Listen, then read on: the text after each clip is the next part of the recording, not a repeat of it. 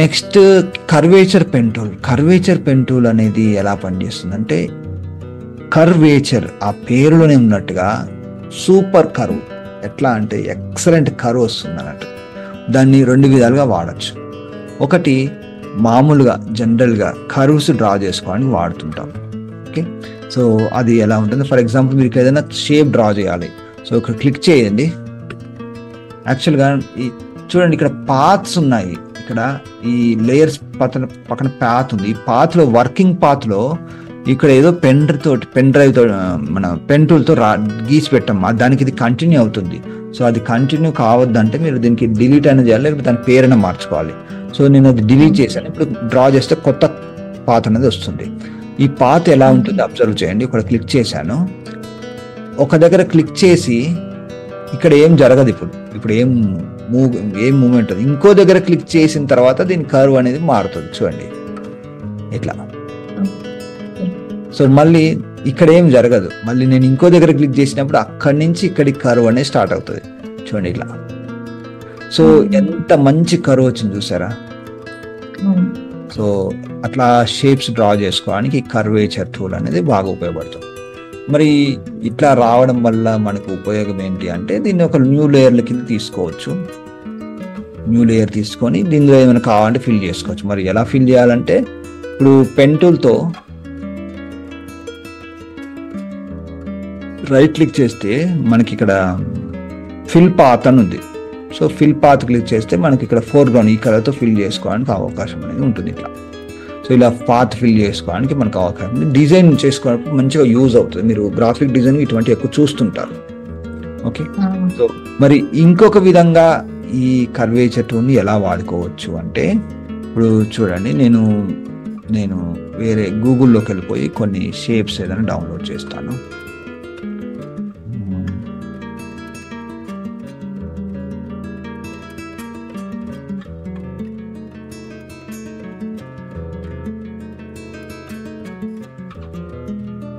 Okay, ఇక్కడ curve shape.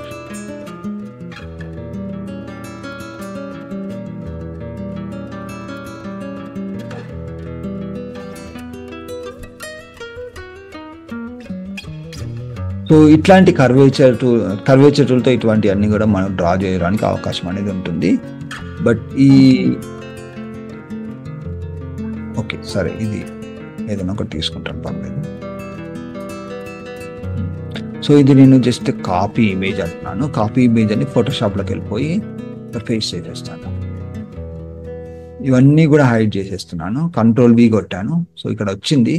So ఇప్పుడు చూడండి, దీన్ని Ctrl+T అని సైజ్ పెంచుతాను.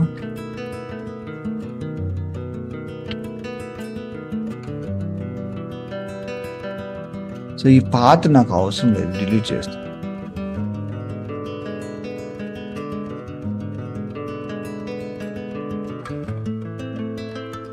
సో ఇప్పుడు చూడండి, నేను పెన్ టూల్తో ఫస్ట్ ఏం చేస్తానంటే,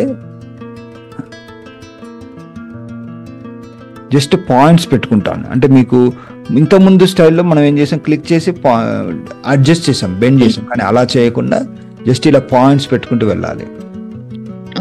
ఇలా పాయింట్స్ పెట్టుకొని వెళ్ళిన తర్వాత ఇక్కడ మనం వేసుకొచ్చేసి ఇప్పుడు కర్వేచర్ టూల్తో దీన్ని కర్వ్ చేసుకోవచ్చు అన్నట్టు.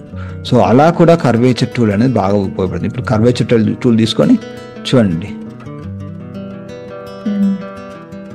అంటే ముందు మనకి ఎలా ఎక్కడెక్కడ కాంటే ముందు డాట్స్ పెట్టుకొని తర్వాత షేప్ చేసుకుంటూ వెళ్ళిపోవచ్చు, లైన్స్ పెట్టుకోవాలి. సో ఇలా మీకు ఎప్పుడైనా ఇది ఉపయోగపడుతుంది అనుకుంటే చేసుకోవచ్చు. కానీ అంత మనకు ఒరిజినల్ షేప్ ఉన్నట్టుగా రాదు, కాకపోతే ఒక మంచి కర్వ్ షేప్ అనేది వస్తుంది. సో దీన్ని ఏం చేయాలి, ఇటు వెనక్కి లాగాలి. అంటే ఇక్కడ మనకి ఇది దీనికంటే మనది బెటర్గా వస్తుంది అన్నట్టు. సో ఇక్కడ ఏం చేయాలి, లెఫ్ట్ సైడ్ అనాలి. అయితే ఇక్కడ మనకి ఒక ప్రాబ్లం ఉంది. సో ఇప్పుడు ఇట్లా ఉంది కదండి. ఇప్పుడు ఇక్కడి నుంచి ఇటు బయటికి వెళ్ళాలి కదా, ఇట్లా వెళ్ళాలి. సో కాబట్టి మీరు ఏం చేస్తారంటే రెండుగా చేసుకోవడం కుదరదా సార్? అంటే రెండు పాయింట్లు పెట్టి ఒక పాయింట్ పైకి ఒక పాయింట్ కింద. అంతే.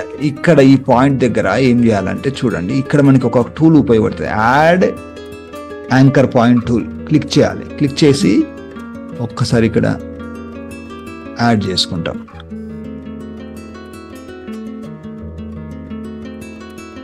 ఇక్కడ యాడ్ చేసుకుంటాం. యాడ్ చేసుకున్న తర్వాత ఇప్పుడు చూడండి యాంకర్ పాయింట్ యాడ్ అయిపోయింది. ఇప్పుడు కర్వేచర్ టూల్తో కానీ ఓకే, ఆ కర్వేచర్ టూల్తో మనం ఇలా అంటే చూడండి ఇది ఇక్కడే ఉంటుంది, మనకి ఇట్లా బెండింగ్ అనేది వస్తుంది అన్నట్టు ఇలా. అయితే ఇక్కడ ఆ షేప్ లాగా కాకుండా మన షేప్కి అడాప్ట్ అయ్యి వచ్చింది అన్నట్టు. సో మన షేప్కి అడాప్ట్ అయ్యి వచ్చింది, అది ప్రాపర్గా కనిపిస్తుంది అన్నట్టు. సో అది అలాగే ఉంచుదాం. ఇది కొంచెం ఇట్లా ఉన్నా పర్వాలేదు. ఓకే, సో ఇలా కర్వేచర్ టూల్ మనం వాడుకోవడానికి అవకాశం అనేది ఉంటుంది. నెక్స్ట్కి వెళ్ళిపోదాం. సో కర్వేచర్ టూల్తో ఇంకా చూడండి ఇట్లా ఇది ఎస్కేప్ బటన్ నొక్కుతున్నాను. ఎస్కేప్ బటన్ నొక్కి పాత్లో మీరు దీనికి వేరే పేరు పెట్టాను అనుకోండి. ఫర్ ఎగ్జాంపుల్ డబుల్ క్లిక్ చేసి పాత్ 1 అని పెట్టాను.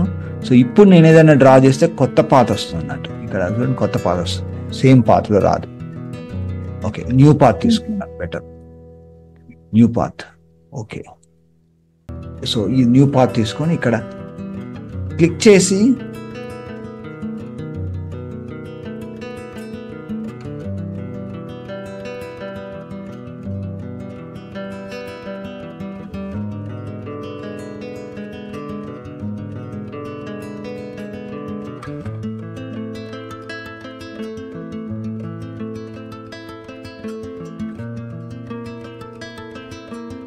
సో ఇలా పర్ఫెక్ట్ ఒక సర్కిల్ కూడా డ్రా చేసుకోవడానికి మనకి ఇక్కడ అవకాశం అనేది ఉంటుంది. చూసారా, అంటే ఒక మంచి సర్కిల్ డ్రా ఫామ్ లో కూడా ఒక కర్వేచర్ టూల్తో మనం ఇలా మార్చుకోవచ్చు. నెక్స్ట్కి వెళ్ళిపోదండి. సో నెక్స్ట్ వచ్చేసి మనకి యాడ్ యాంకర్ పాయింట్ టూల్ గురించి మీకు ఇందాక అర్థమైంది కదా. అది క్లిక్ చేస్తే ఏంటంటే ఒక యాంకర్ పాయింట్ వస్తుంది. సో యాంకర్ పాయింట్ వల్ల లాభం ఏంటి అంటే మళ్ళీ మనం ఇది మూవ్ చేసుకోవడానికి, సో ఇలా మోడిఫికేషన్ చేసుకోవడానికి అవకాశం అనేది ఉంటుంది. So next delete anchor point అంటే ఇటువంటి ఎక్స్ట్రా ఉన్న యాంకర్ పాయింట్ జస్ట్ ఇట్లా చేయడం వల్ల క్లిక్ చేసేస్తాం అన్నట్టు. సో ఇక్కడ సో క్లిక్ చేసేసాం. క్లిక్ చేస్తే అక్కడ యాంకర్ పాయింట్ డిలీట్ అయిపోతుంది. సో నెక్స్ట్ వచ్చేసి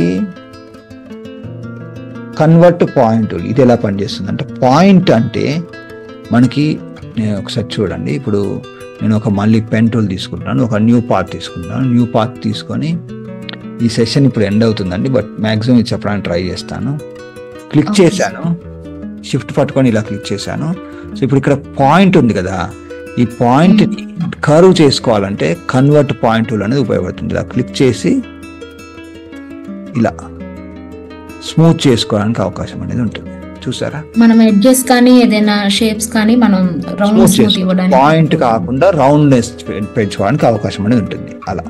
సో పెన్ టూల్తో డ్రా చేసినప్పుడు మీరు అది ట్రై చేయండి. సో ఇదండి, ఇవన్నీ అయిపోయినాయి. మరి నెక్స్ట్ క్లాస్లో మిగతా టూల్స్ అవి మనం డిస్కస్ చేసుకుందాం. ఓకే మరి. Okay sir.